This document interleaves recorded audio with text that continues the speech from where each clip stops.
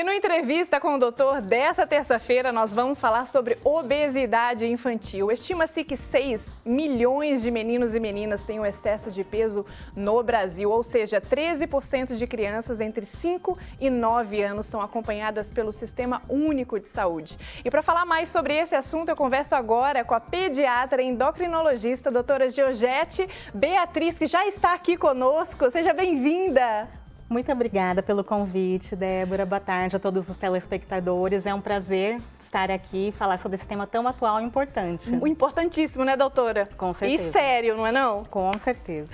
Doutora, alimentação balanceada, a gente sabe que desde cedo é essencial também para a prevenção das doenças, não é mesmo? Sim. Isso, sabe aquela frase, aquela famosa frase, nós somos aquilo que comemos?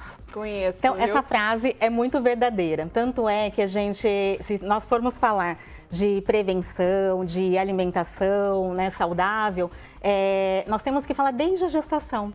Então, desde a gestação, nós orientamos aquelas futuras mães a ter uma alimentação saudável, depois sobre o aleitamento materno exclusivo quando for possível, e depois a transição alimentar dessa criança também é muito importante, para dar todo esse segmento e também para prevenir todas as complicações que poderiam acontecer caso não ocorra de forma adequada. Sim, eu vou te falar uma coisa, doutora. Eu amamentei até 4 anos do meu filho, você acredita? Olha só! Bastante, é muito importante. A gente pode até trazê-la para a gente falar sobre a amamentação também, e é muito importante isso. E hoje eu vejo a alimentação deles é muito balanceada. Entende que eu fico pegando muito no pé também. Então não é à toa, Débora, que quando nós falamos sobre amamentação infantil, amamentação exclusiva, né, nós sabemos hoje que a amamentação exclusiva, hoje, né, o preconizado exclusivamente até os 6 meses de idade, previne a obesidade infantil no futuro, né? Sim.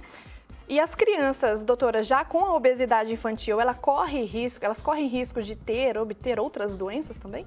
Com certeza, a obesidade, ela pode trazer outros agravantes e pode trazer outras doenças também, né?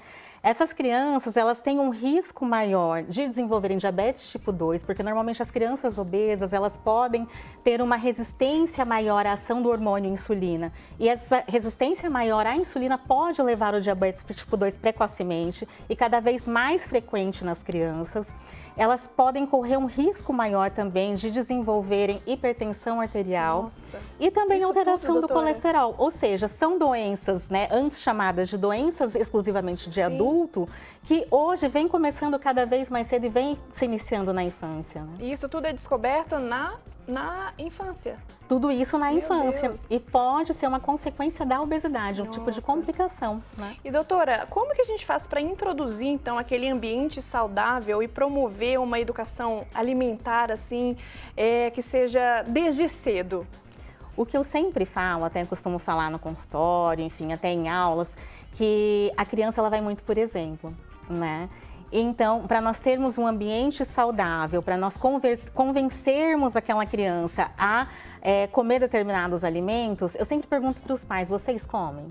Tem disponível em casa? Né? E aquela pergunta, vezes, eu já ouvi, viu? Tem disponível em casa? Muitas vezes o que eu ouço tem disponível, né? Mas assim, sempre ele prefere um salgadinho, um refrigerante, uma outra guloseima. Eu falo, na verdade, por que comprar? Né? Verdade, então, é aquela pergunta. Porque se tiver que escolher entre uma guloseima e uma fruta, um alimento mais saudável, muitas vezes se esse adulto estiver consumindo esses alimentos ultraprocessados, a criança também vai preferir. Sim. Né? E doutora, interromper assim a rotina da criança, ela pode gerar um impacto negativo também na saúde mental? Com certeza, né?